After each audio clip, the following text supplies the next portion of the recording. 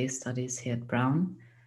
And it's my great pleasure to welcome you to today's book talk with my colleague, Professor Emily Drumsta. Today's event is supported by funds from the Peter Green Lectures on the Modern Middle East series. Let me introduce Professor Emily Drumsta to you. Emily is Assistant Professor of Comparative Literature here at Brown University, specializing in modern Arabic and Francophone literature.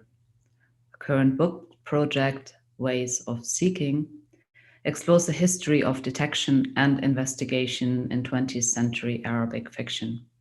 However, today we are here to discuss her most recently published translation of poetry by the late Iraqi poet Nazik al-Malaika. The book, called Revolt Against the Sun, was the recipient of the Penheim Translation Prize in 2018. And Emily tells us that she's currently on the hunt for her next translation project. Welcome, Emily. Hi, thank you, Nadia. Hi, lovely to have you here. So, those of us who with Iraqi connections or interested in female writers and artists have, of course, been very much aware of Nazik al-Malaika. I mean, she looms large. But we do know that as a female poet, she has received much less attention than many of her male contemporaries. So that's my first question to you, is what sort of evoked your interest in Nazik al-Malaika? Was it her poetry? Were you interested in her as a person? Can you tell us a little bit about the trajectory of your interest in her work? Definitely, yeah. So I first read Nazik al-Malaika when I was in graduate school, but it wasn't until I actually started teaching at Brown that I got more interested in her. And specifically, I was designing a course called Women's Writing in the Arab World. And I had included all these classical poets of elegy, and then I was excited to put together the unit of modernist women poets. But the class wasn't for speakers of Arabic, it was for anybody who was interested in the topic. So while putting this unit together, I went looking for translations of Nazik al-Malaika. And I was just so, as you said, she really looms large. She's so important in the literary history and among both like in the Arab world and among those of us who study the Arab world. And I couldn't believe how scattered the translations were. By scattered, I mean scattered throughout different anthologies looking at different things. So a couple in an anthology of Iraqi writing, a couple in an anthology of Arab women's writing, a couple in an anthology about all these different things. Mm-hmm. And you really didn't get a sense of who this person was as a poet across her career. So yeah. That was the first. So I really wanted to give her to my students, and I felt like I couldn't. And then I also, the reason why she is so famous is because of her metrical and formal innovations. Mm-hmm. And the translations, for the most part, while lovely, I mean, Kamal Bulata has done some really wonderful ones. Salma Jayusi has some great ones, but they're not metrical, or it felt like the sound was neglected and the music was neglected in favor of the meaning. So once I started wanting to translate, then that desire to translate the music also became part of it. So that's pretty much the story. Yeah, very interesting. Well, we get back to the music and the metrics later on, but I really like the way you described the significance of her poetry in your introduction. You speak about the two stories that her poetry tells at the same time, right? It's relying on reference and association. So what the poem is about, and then the second story is that about the sound, and you speak about the journey of the mind and music. And I definitely want to get back to that because that's what she's famous for. But let's speak for a moment about what the poems are about. When I think of Nazik al-Malaika's poetry, I think about pain and suffering and death. This is kind of emotional labor put into, tragic, emotional labor articulated. So can you tell us a little bit more about the content? What are her poems about? Yeah, so it's really a mix, and that's part of why I wanted to do a whole, I have it here, just show off a little bit. Great to see it. To do a whole book that's just her, just to show how versatile she was, both in terms of the forms she could compose in and the topics she could compose on. So there are a good deal of personal poems in here. I'm thinking in particular of, there's a triptych from which I only translated 2 poems, a letter to him and a letter from him. And it's about exchanging letters with a lover and the feelings that, of encountering the ink and trying to send your letter out into the void. And there's a lot of really frank, romantic feeling in those poems. There's a poem I love called Accusations, Tuham, where I think she's responding to her critics, but in verse, which is sort of like a very classical Arabic poetry thing to do, but she's doing it in the 50s. She says, like, you all accuse me of being a dreamer or a Sufi, and the refrain of the poem is, but I feel. So there's this sense of like, you can accuse me of feeling too much all you want, but actually I'm going to lean into that explicitly sort of feminine perspective rather than say like, oh no, I don't have any feelings at all. I'm a So there's these personal, and then there's 3 elegies for my mother, which is of course very personal as well, and there's elegies for her aunt, but there's also a lot of political and social poetry in here as well, and I tried to show that those 2 things are integrated really throughout her career. She has many more explicit political poems later on in the 60s and 70s, especially after 67. There's one from 1958, Greetings to the Iraqi Public, which is like kind of cheesy, and I translated it very cheesily. There's a song for the Arab ruins, which is a very Arabist, screed almost, very anti-Zionist, anti-Israeli occupation. And then there are, I think, poems that read as personal on the surface that have political implications, and Revolt Against the Sun is sort of the epitome of that for me. It is this like address to the sun that's like, I'm not going to want you, I like, get out of my way, I'm going to embrace the night, you've betrayed me. But the fact that it's a thawra, it's a revolt against the sun, gives me this feeling that there is a politics in embracing night. There's a politics in embracing sadness. There's a politics in refusing to be the sort of happy woman all the time, right? Yes. So you should smile more, that type of thing. Yeah. So, yeah. Yeah, well, which really brings me to my next question, sort of the gendered aspect of her poetry, because from the little or the limited knowledge I have about, poetry by women, she's kind of within the tradition, but she's also revolting against the tradition. So what are kind of the continuities with a kind of more feminine voice in poetry, and where is she sort of breaking out of it? Yeah, so I think that the question of the gendered history of poetics and her place and what she's consciously doing it all comes together with elegy.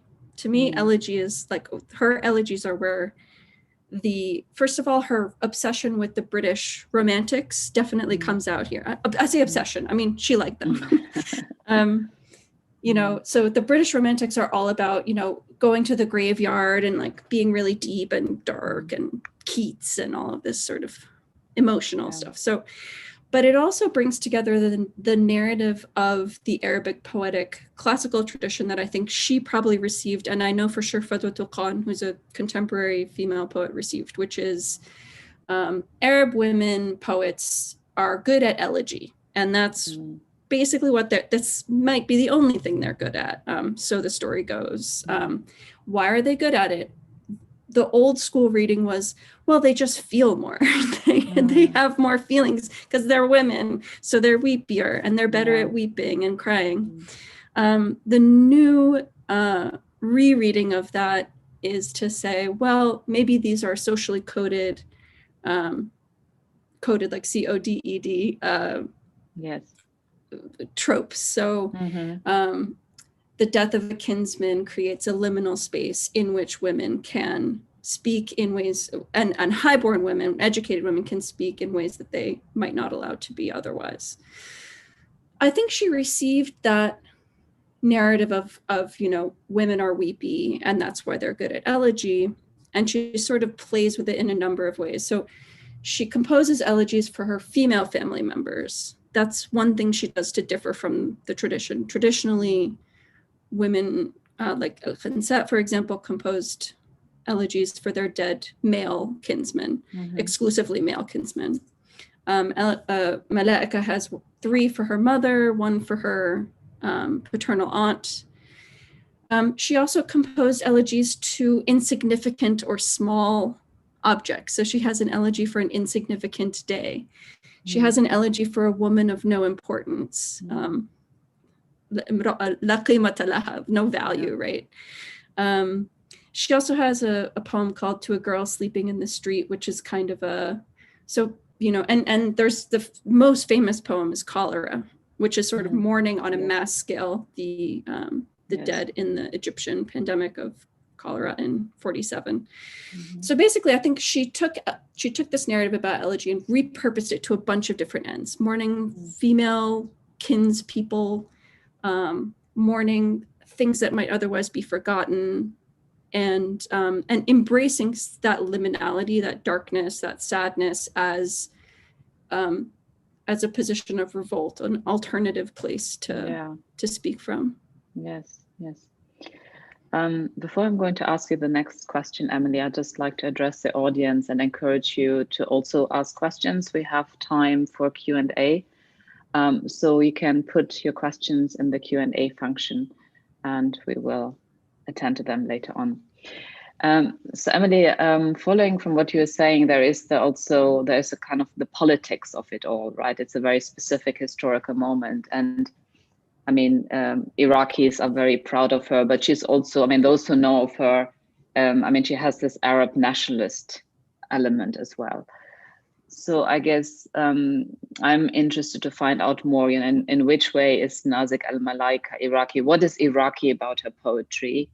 And what is, I guess, more Arab? What is Arab nationalist? And are there tensions?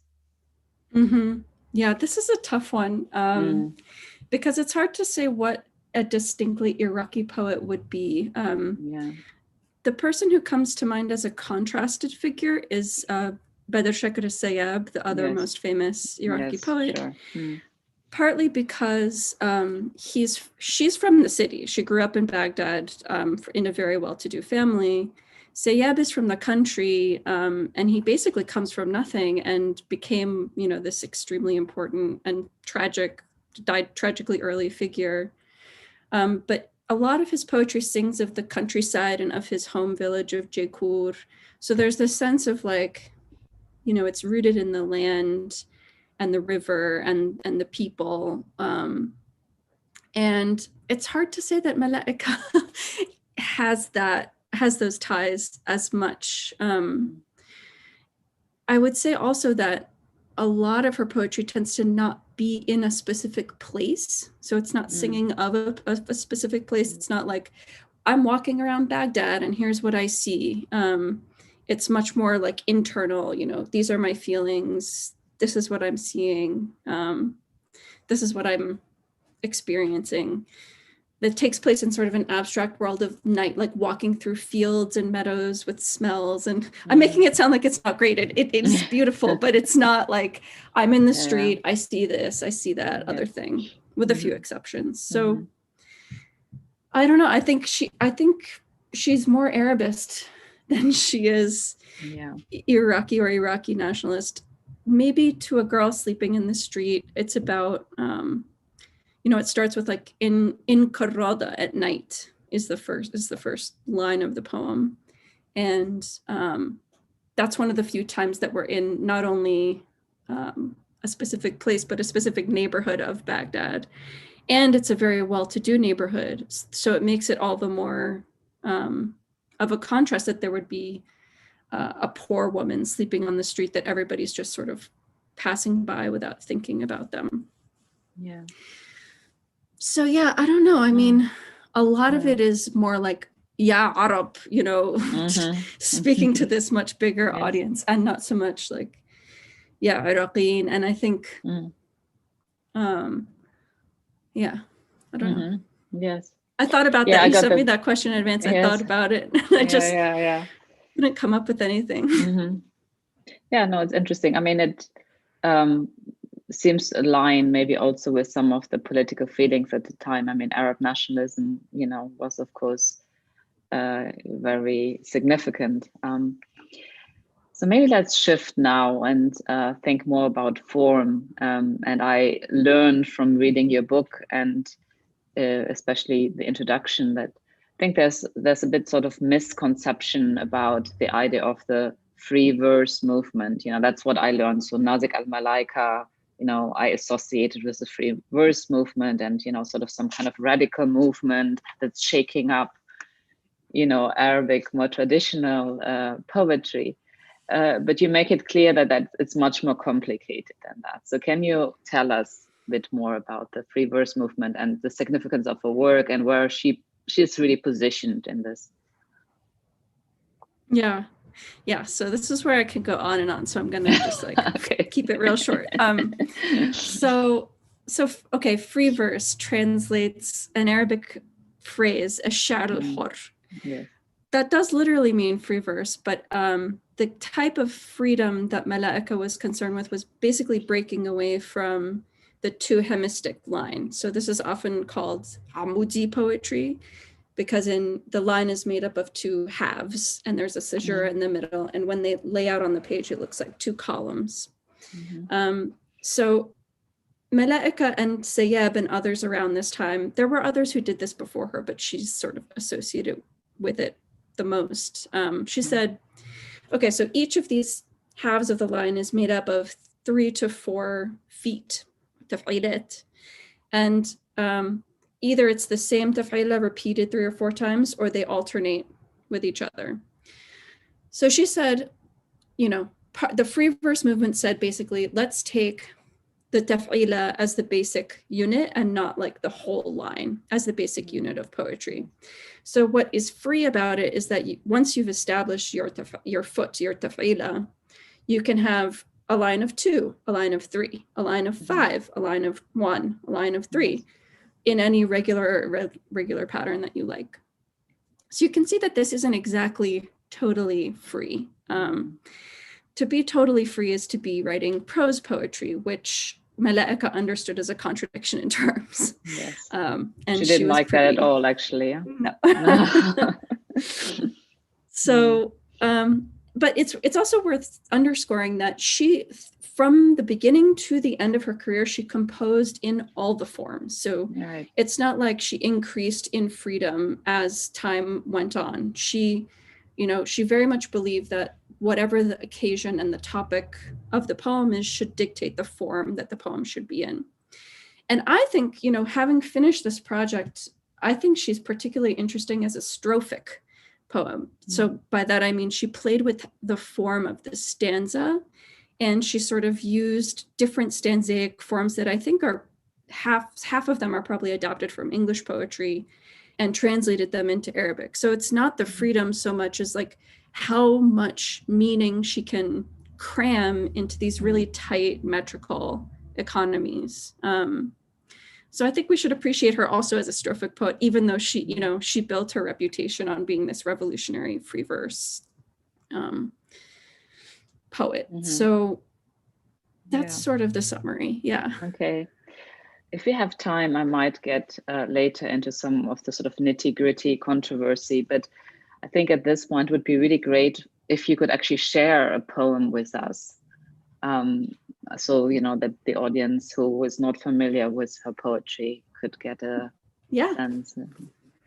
So speaking of form, I think I'm going to read, I always read this one because it just came out really good. And it was kind of magical that it did. Translators in the audience will know, like, sometimes it just comes together and you don't know how and you just go with it. So this is actually a poem in classical form. Looks like this. And it's called أغنية القمر. It's a little long, so I'll just read the first two and last two stanzas in Arabic, and then I'll read them in English. Great. Cool. Okay. So this is أغنية للقمر. كأس حليب مثلج طرفي أم جدول سائل من الصدف أم غسق أبيض يسيل خدود ليل معطر الصدف أم حق عطر ملون خدل تقطر شهدا لكل مغترف أم أنت خد مزندق أرج ينعس فوق الأعشاب والسعف ما أنت يا دورق الضياء ويا كواكبا في الظلام منصهرا يا قبلا سوسنية سكبت شهدا مصفا في ليلة عطرة يا مخبأ للجمال يا حزما من زنبق في السماء منعصرة ويا شفاها من الضياء دنت تسمح وجه العرائش النضرة يا بركة العطر والنعومة يا سلة فل في الأفق منحدرة أذب شظايا أشعة ورؤى في الليل واغمر سطوحنا فضة وانفض جناحيك في الفضاء يسل لون جناح الفراشة الغضة لولاك لم ترقص الضلال ولم تبرد كؤوس الزنابق البضة غزلت أحلامنا وأردعنا ضياؤك العذب ومضة ومضة يا قوة الفجر في الدجى تعب يا مطعم الياسمين في الروضة البث كما أنت عالما عجزت أوراحنا أن تعي خفاياه يا ناسج الشعر يا بقيته في عالم أظلمت مراياه أي نشيد لم ينبجس عسلا وأنت تفتر في ثناياه أنت منحت الغناء لذته يا نبضة الوزن في حناياه فابقي وراء الحياة أخيلة الشعر فيها والحب والله. It's hard. Okay, so this is my translation, and I'll just say that I tried to, okay, so for these classical forms, one way that people often do it is they break what constitutes a single line into two lines in English, and they indent the second line. So the sense is that they're sort of like breaking the line in half, but the indentation indicates a continuation. Yeah. I wanted to see if I could do something other than that, because the line in Arabic is one line. There just happens to be a caesura. It's not two lines. So I found this form called the 14er, which is a 7-stress line that William Blake used. And I just find that it puts a sonic, even though, like, you know, I don't put any pauses in the English.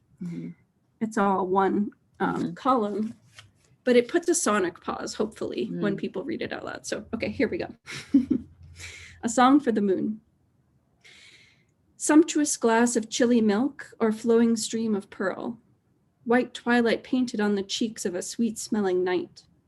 A colored jar of musk dripping honey with every scoop, or fragrant lily-white cheeks sleeping on cool, dewy grass. What are you, carafe leaking light, stars melting into dark? Lily of valley kisses, honey poured in pitch-black night. Refuge of beauty, bundled blooms clutched in the sky's soft hands. Lips made of light come down to kiss the verdant face of land. A lake of supple jasmine poured out from the firmament. You are the lover's boat. You carry them on languid seas, on feathered wakeful wings that spread the path of love with hope. You are a spring pouring out sleep on eyelids soft with cares, a cupbearer for dreaming eyes, a glass of druggy sleep. You are a finger scattering songs, a hand caressing wounds, an island hung in darkness, its color presaging dawn, floating above a fragrant stream with magic starlit banks, light frozen on its muddy edge, silk cradle, crystal trove. Your shame's repentance and love's sail, colorful and soft-featured. Your night's regret, you make amends for tornadoes and clouds. Melt bits of beams and dreams in night and drown our roofs in silver. Shake off your wings in skies stained with color like butterflies. Without you, shadows would not dance. The iris's tender cups could not be chilled. You wooed our dreams and nursed us beam by beam. Small aperture of dawn inside a darkness of fatigue. Stay as you are, a secret world our souls can't comprehend. Weaver of poetry's remnants in worlds of darkened mirrors. You make each song mellifluous by shimmering in its folds. You give music its flavor, pulsing meter through its curves. Stay as the fantasies sustaining life. Love, poems, God. Beautiful. It's a really lovely translation. Congratulations. Thank you. Yeah, I think I would like to turn my attention to some of the questions from the audience. I see two questions that's actually linked to the process of translation. I think would be nice to address that now. One is by Rebecca Roos, who says, "Hi, Emily. I would love to hear you share about your process in translation and how you approached that challenge you mentioned to capture or reflect the musicality of the poems, but in another language. And if you don't mind, I would also like to share Alex Winder's question. Thanks so much, Emily. Can you speak a little bit about your process in translating poetry generally, and how it differs from translating fiction, but also how translating Nazik al-Malaika was perhaps different from translating other poetry? Does the act of translating change your relationship to the poetry?" Yeah. So, yeah. So to Rebecca's question first, hi, Rebecca, long time no see. I did a bunch of things for this particular project, especially because I wanted to emphasize the form. And this also answers a part of Alex's question, which is I think every project needs its approach. And I had thought that I would come up with some unifying strategy for this whole collection. And it turned out that every poem needed something different and lent itself to something different. There were poems I really wanted to include that just didn't come out. So I sort of left them out. But a few things. So meter in Arabic is very different from meter in English. So it's worth noting that. In Arabic, meter is quantitative, which means that it's about patterns of long and short vowels. And so the word for meter, one of the words for meter in Arabic is bahr, which the Arabic students in the audience will know means ocean, right? Because you're riding the waves of these long and short vowels. Fa'ulun mafa'ilun, fa'ulun mafa'ilun. We're sort of like going like this. In English, meter is about stress and unstress. And especially English ears organize sound around stress. So that's Robert Haas's argument. Even if you think you have a meter where stress comes first, like a dactyl, tiger, burning bright in the darkness of the night, where it's like sounds like it's first, it eventually settles in your head to come second. So Haas's argument is that we organize everything iambically. All of that's to say that to convey the exact sound of a long and short vowel from Arabic to English just doesn't really work. So I did a few different things. One, sometimes I based the form of my translations on the form of famous poems in the English language. So one of the elegies for her mother I based on Alfred Lord Tennyson's In Memoriam AHH, which is one of the most famous elegies in the English language. And I slightly modified his stanza with her stanza. She has stanzas of 6 lines. He had quatrains. So I sort of did his quatrain followed by a trimeter couplet. We're getting in the weeds here, but anyway, that's like one strategy that I did. She also has a sort of elegy or an ode to John Keats. And in that ode, she translates 2 lines from Keats's To a Nightingale into Arabic. So that was really easy for me because I used the form of Keats's ode for my translation of her Arabic. And then when the lines that she quotes came in, I just used the lines from the original Keats poem. So those were some of the things that I did. I also turned to these 14ers, also called the Poulter's measure, iambic lines of 7 stresses each to translate the long 2 hemistic Arabic lines. And I also, 2 other things. I developed this sort of free iambic meter to translate the free verse of certain poems. The Train Passed By. So where she would use a single foot as many or as few times as she wanted, I just used as many or as few iams as I wanted. And that's how I did the Shar al-Khor free verse. Right. And the last thing I'll say is that anapaests in English became very important to me because there's a few meters that she uses a lot that are like da-da-dun, da-da-dun, da-da-dun, da-da-dun. And that's particularly important in Cholera because she says that she composed that poem to replicate the sound of horses' hooves on carts carrying away all the dead bodies in the countryside of Egypt. So she wanted the rhythm of the poem to match the horses' hooves. And it so happens that that's also a tradition in English. It's just the anapaest that does that with this da-da-dun, da-da-dun, da-da-dun. So technically the refrain of Cholera is al-maut, al-maut, al-maut, al-maut, which is great because it just means death. It's the word for death, but strung onto itself into this sort of never-ending loop because of elision, right? So it's al-maut, al-maut, al-maut, al-maut, al-maut, al-maut. Like you can't tell where it ends and where it begins. So I turned it into, it's not just like death, but they are dead, they are dead, they are dead, they are dead. And that's how I dealt with that. So anyway, that's that. Wow, thanks so much. I now see 2 questions by Ashjan Ajour, who might be, I'm very pleased to announce, will be joining us as postdoc fellow in Palestinian studies next academic year. So Ashjan has 2 questions, one both relating to issues around gender. So the first question is, in her breaking of traditional forms of poetry into modern poetry, in what way did she break the boundaries in real life from a gender perspective?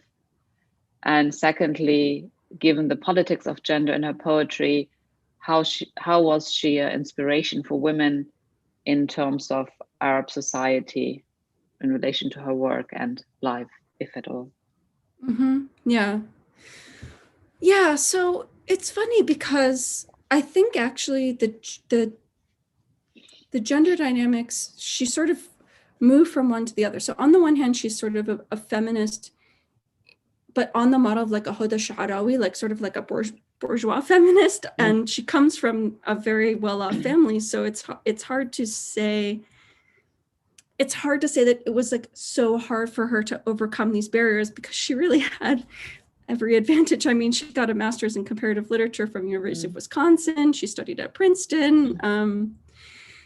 And I think what's interesting, another interesting gender dynamic that we haven't talked about, I'm sorry if I'm sort of straying from the question, but is this idea of preserving tradition. And I think that's where she actually leaned into the feminine role as opposed to breaking the feminine role a bit. So I think she saw herself as a caretaker for an distinctly Arab tradition that she saw being diluted with Western theories about form and inspiration. And I mean, she really wanted poetry and thought of poetry as craft. you can tell from the care with which she arranges syllables in her lines, and these very intricate stanzas that they're like little naht, like they're like little sculptures or something. And she wanted to move away from this idea that like, oh, the poet is this like inspired prophet and no one can really understand his music. That she wanted to educate people of like, this is how our poetic tradition has worked. This is how meter has worked in the classical period. And this is how we can play with it in the modern period. So yeah, it's hard to, you know, her revolutionariness of form wasn't all that revolutionary because it was so stringently interested in this.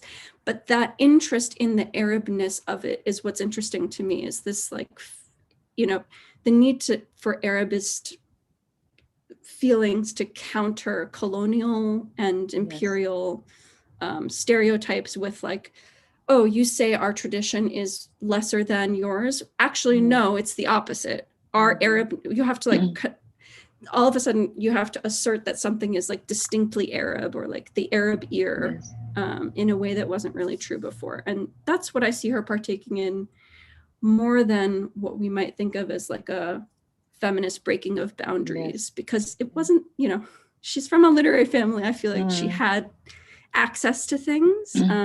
That being said, she is famous for this poem that I didn't translate because it's out there in many incarnations already, called Ghaslan al-Ar, to wash off disgrace, which was a very anti-honor killings poem that gained her a lot of attention.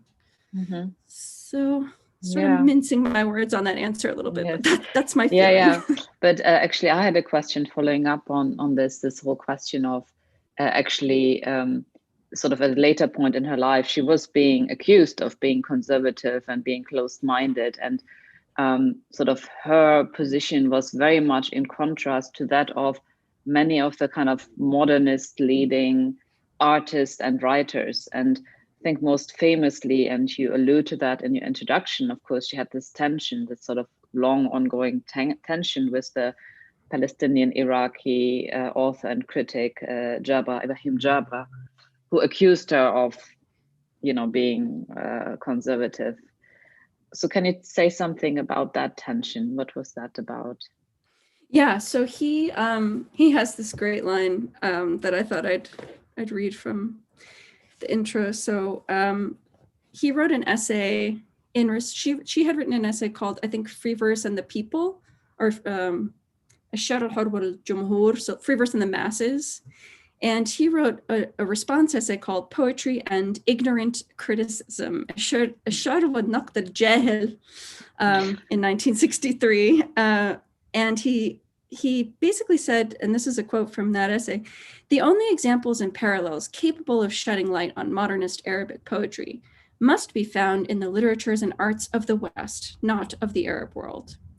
And he also says, "The history of poetry, painting, and music in the West, from the Romantic Revolution through whatever literary or artistic movement is currently in vogue in the cafes of Saint-Germain-des-Prés or the alleyways of London and Los Angeles." Clearly, he'd never been to Los Angeles, because the alleyways of Los Angeles is kind of a hilarious idea. But yeah, so Jabra was very much, he was a translator of Faulkner and Edith Sitwell and Shakespeare and so many different English writers into Arabic. And I think he sort of moved the opposite direction. I think his position was, we need to infuse new forms into our literature in order to make it new. And that's what, you know, Ezra Pound would tell us, make it new is what our modernism is all about. And I think for Malaika, it was more like, we need to revive what we already have. And that was really the source. Is there a gender dynamic here? Yes, definitely, because there's, you know, I think his essay is very mansplaining-y a little bit. It's very like, she must not know that actually, and then it's like a list of stuff that she absolutely would have known. And I also think that this throwing everything away in terms of form and whatever is a position, like this figure of the poet as rogue, you know, who doesn't abide by any conventions and just is sort of like in prison, in and out of prison. that's a position that's not necessarily available to a lot of women writers particularly at this time. So yeah, that was the source of the debate.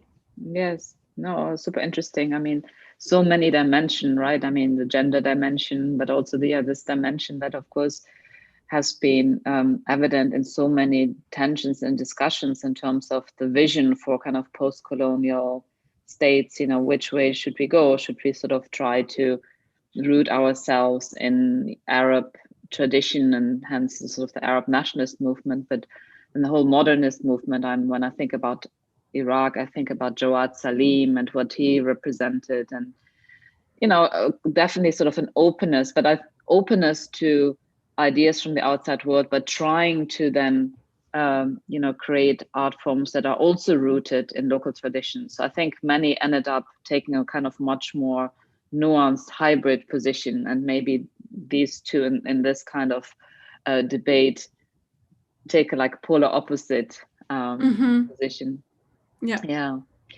Yeah, and that's also goes back to the question of like what is and isn't Iraqi in her poetry. There's really no unlike Sayeb and Jawad Salim is another one, a lot of these Iraqi modernists, she doesn't turn to ancient Iraq at all. And that was a big move for a lot of the Iraqi modernists. I mean, I think this idea that there is an Arab tradition and that the Arabists are reviving it, I think they're creating exactly. Arabness as an identity, and it's important to remember that.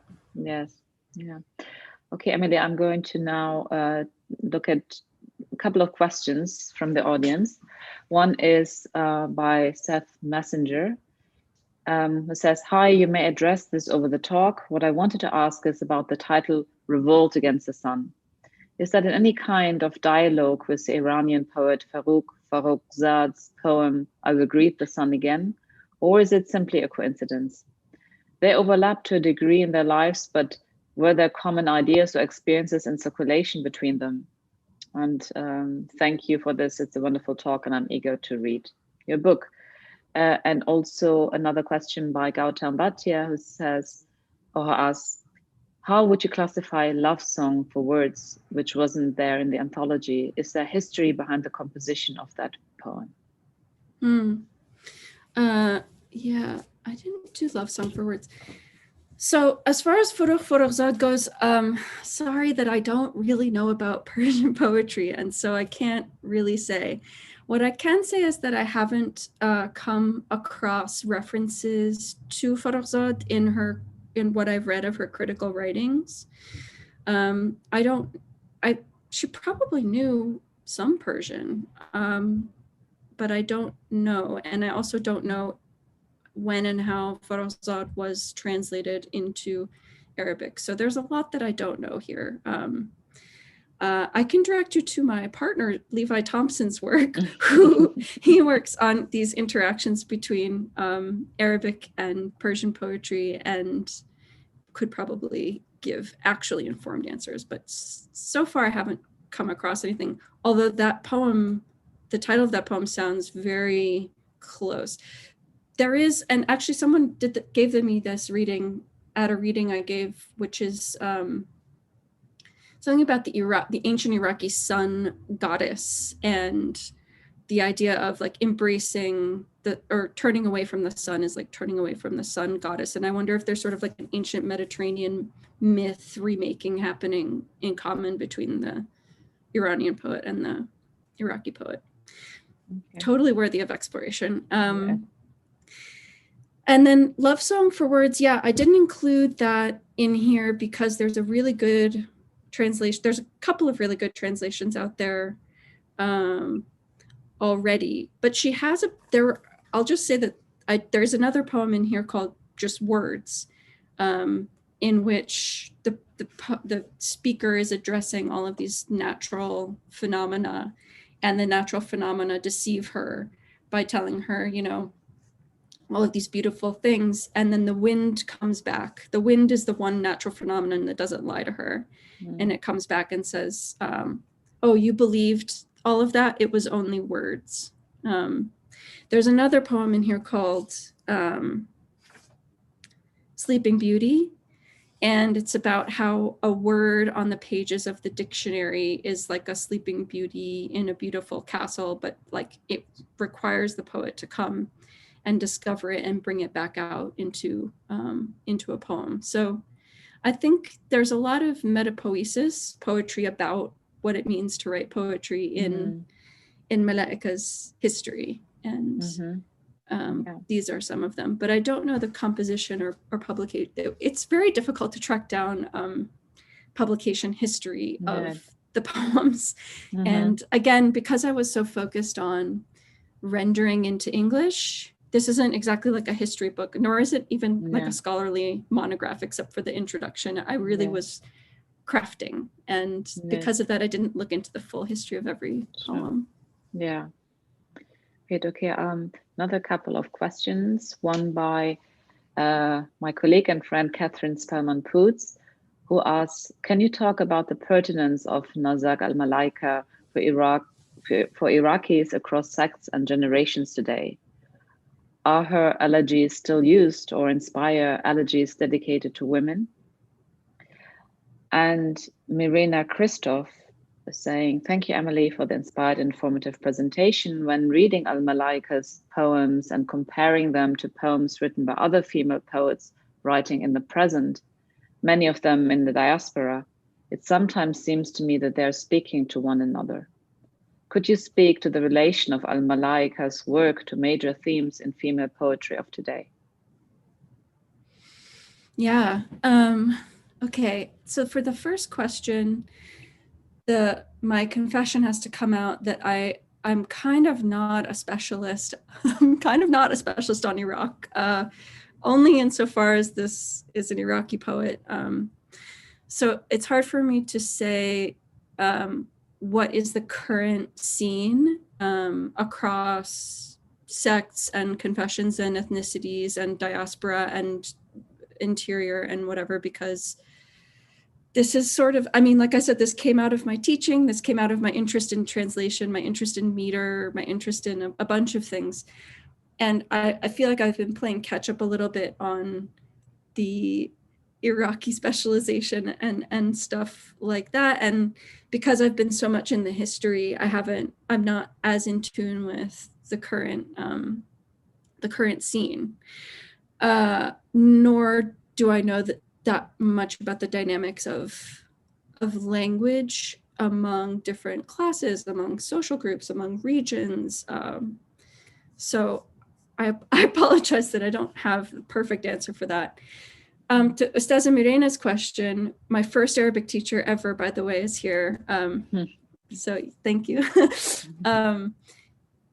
Yeah, I think one thing that we should definitely note about Arab women's poetry is that there's much more transnational, translinguistic connection and community, I feel, among the Arab poets. I included a picture, two pictures in the introduction, and one of them is of Fadwa Khan, Nazik al-Malaika, Khalid Saeed, who's a famous critic, and who's the fourth person in that picture?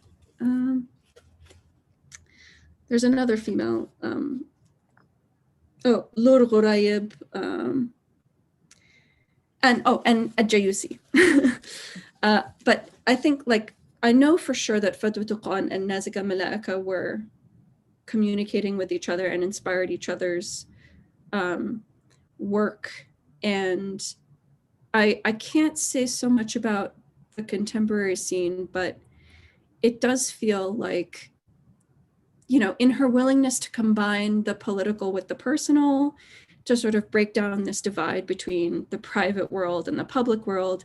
And also there's this, you know, long-standing idea of, you know, Ash'ar Diwan al-Arab, that poetry is the register of the Arabs. And so the poet is supposedly like the spokesman for the tribe.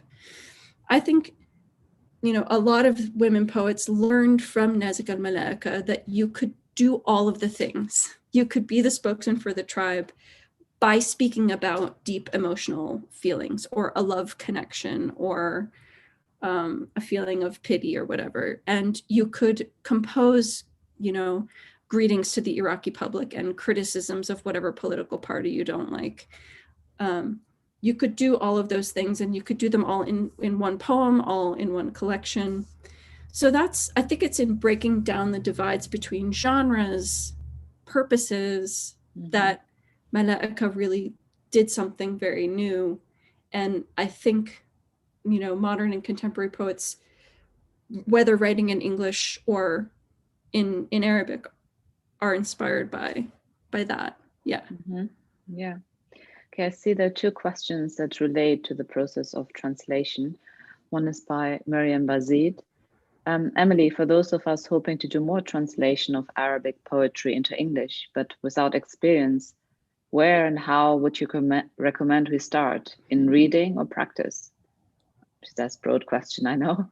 And the second question, in Revolt Against the Sun, what was the most challenging poem for you to translate and why?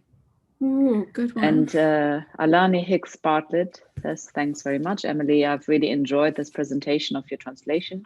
Going back to some of your earlier answers about process, I would love to hear more about how you choose which poems to translate. I know you choose poems from each of your collections. Did you work chronologically, thematically? And did you prioritize which collections they were from as you arranged them, or follow a thematic organization? Thank you. Okay, yeah. Okay, so for those wanting to do more translation in Arabic, I think a combination of reading and practicing is a good idea. And also a thing that I learned about is English.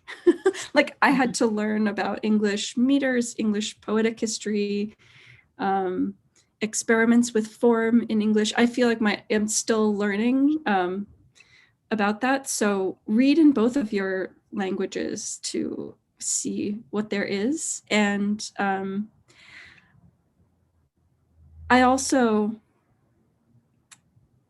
a big fan of giant literal translation drafts that have like multiple slashes and highlights and like, maybe I'll do this, maybe I'll do that. Like, don't make the decisions early on. I would come up with these big drafts and then I would mark wherever there was a rhyme, because I didn't want to lose track of where there had been a rhyme, or where there was a jines, or where there was a tibaq, or where there was something happening that was sonically interesting. So yeah,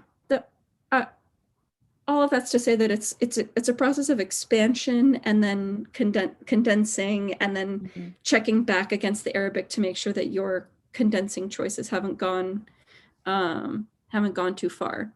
Also, I think you'll be surprised to learn how many people that you don't think are using meter are actually using it.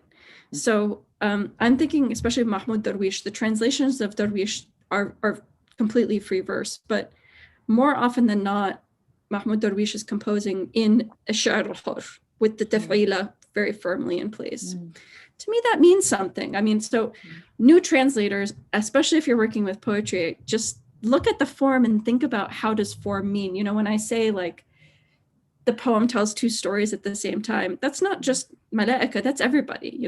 The sound is a form of meaning making, and I hope to have brought attention to that, and I hope to have laid some groundwork for future people to pay attention to that. And then to Alani's question, how I chose which poems to translate, it's hard because there were some I really wanted to do, and then I did them and I couldn't get them to work.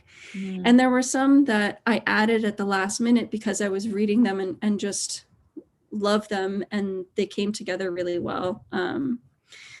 So I did, let's see, I'm looking for the question again.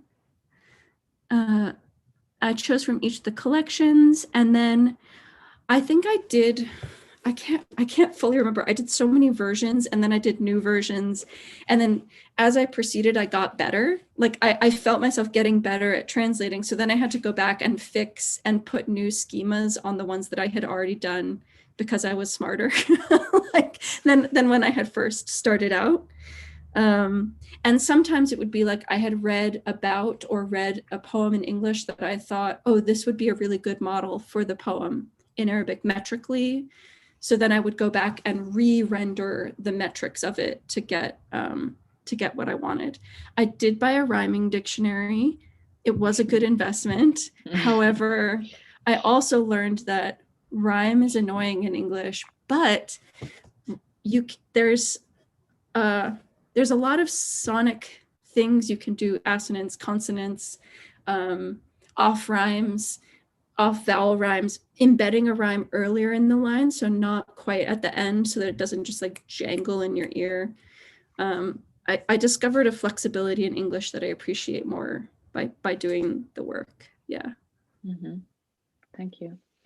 Well, a question of a very sort of different sort about, so this is by Dan Al-Tuaimi, who's asking about Nazik Al-Malaika's relationship with faith and God in her poetry. Good question. Yeah, I didn't bring a lot of the God and faith poems into this collection, but there are a lot of them. And she has a number of poems in praise of the prophet. The main thing I can say is that I think her relationship to Islam and to her faith became much more intimate the older she got and the more advanced in years in poetry she got. In doing these praise, she has a poem called Lilies for the Prophet. I think there's an article about that as well that I'm not remembering off the top of my head, but yeah, it developed over the course of her life. And by the end, I think she became much more devout and more committed to bringing, her love is not so much for night, for sadness, for the moon, for natural phenomena anymore. It's much more for the prophet, for God, and all of those beautiful things, light, they sort of get subsumed into a more sacred vocabulary. Her son as well, I didn't get to mention this, but there's a poem in here called The Moon Tree, which she wrote for her niece. And it's a children's poem. It was meant as sort of a bedtime story. And the last poem, We Still Have the Sea, is, I think, addressed to her son. So I think family and faith increase as her career goes on. Right. Okay, we're running out of time, but I'd like to quickly mention two last questions here, and then if you can try to quickly address them. The first one is by Margaret Ledwin. I'm wondering whether doing the translations in this book has made you hear Arabic meter differently. Does it actually sing to you like, say, a iambic pentameter does, or do you have to count it? And then lastly, question by our colleague, Professor Faiz Ahmed. Thank you and congratulations, Emily. These are clearly moving poems, and your translations alongside them are equally rich and enthralling. My question for you is if you personally have a preference for traditional classical Arabic poetic verse style or Arabic free verse. Does one sound or land better on your ear in Arabic? Congrats again. So 2 minutes. Yeah. So to Margaret's question, I definitely do hear it more now than I used to, for sure. And I'm better at identifying when I do count. So when I metered all of these poems, she has her repertoire is limited. She doesn't use all 16 meters. She relies on a few feet, a few different times. So I hear it. However, I hear the music, I hear the rhythm, but I still can't say, oh, this is mutaqarib, this is kamil. I have to actually write it out and look at it to then know, like put the name to the face basically. But like when I read aloud, like when I practice reading aloud a poem like Song for the Moon, which is the one I read, the more I practice it, the more I just like fall into the bahr, I'm in the waves. So that definitely, translators out there, meter the things because you will feel it for sure. And then to Faiz, yeah, I gotta say, I think this is because I'm a non-native speaker of Arabic and I learned it, that I love classical form. I love the bahr. I love the alternating feet.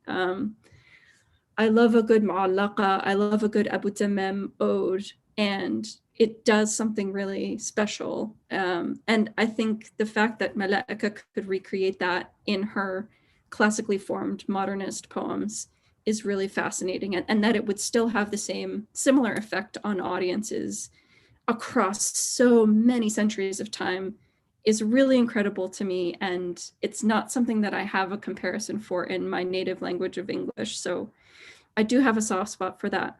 That being said, I do like how rhyme falls in free verse more than in classical poetry, because in classical poetry, normally you just have one rhyme throughout and it's just like li, li, li, li, li, li, li, you know, but in, you can have much longer rhymes in free verse. And because they fall at the end of different lengths, it makes for more interesting music out of the rhyme. So that's my, Arabic learner's perspective. No, it's wonderful. I really appreciated you also describing in your introduction that music actually plays a very important role in the poetry and in the upbringing of Nazik al-Malaika as well. Yes. Right, we've unfortunately run out of time. Emily, this was a really fascinating discussion. I've enjoyed reading the book, and I highly recommend it to everyone out there who hasn't had a chance yet. So thank you very much, Emily. And thank you to all of us who have been attending, listening, asking questions, and hope to see you soon.